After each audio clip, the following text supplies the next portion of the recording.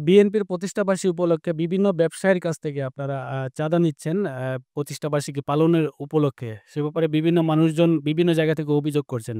একজন বিএনপি বাস্তা ইউনিয়নের শ্রমিক দলের সভাপতি হিসাবে এ ব্যাপারে আপনার মন্তব্য কি? না, এই অভিযোগ আসলে পুরাপুরি সত্য নয়। কারণ আমরা নিজস্ব অর্থায়নে আমি আগেও বলেছি, নিজস্ব অর্থায়নে আমরা করতেছি এটা। অ্যা কারো কাছে আমরা জোর বা জোরপূর্বক কারো কাছ থেকে এই টাকাগুলো নিচ্ছি না।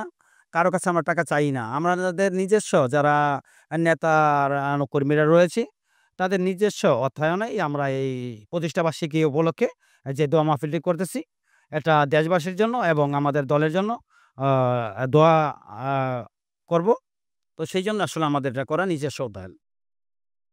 এখন যদি এটা প্রমাণিত হয় যে মানুষের কাছ থেকে জোরপূর্বক টাকা নিচ্ছেন, সে ব্যাপারে আপনি এবং আপনার দল কি পদক্ষেপ নিবেন?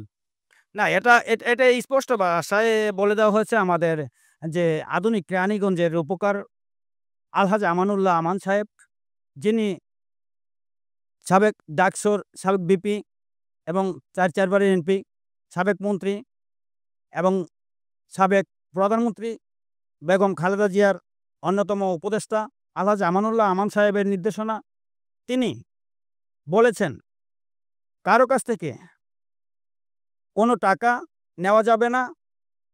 আমাদের নিজস্ব অর্থায়নের টাকা দিয়ে আমরা যতটুকু সম্ভব, যদি বেশি পারি বেশি করব, যতটুকু সম্ভব ততটুকুর ভিতরেই আমাদের নিজস্ব অর্থায়নেই করব।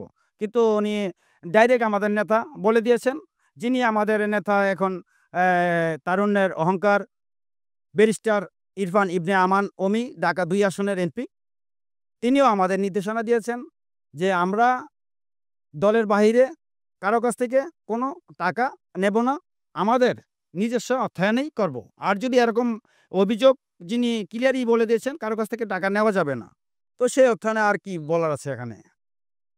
আমার প্রশ্নটা ছিল যদি এরকম অভিযোগ প্রমাণিত হয়, সে ব্যাপারে আপনাদের পদক্ষেপটা কি হবে আসলে?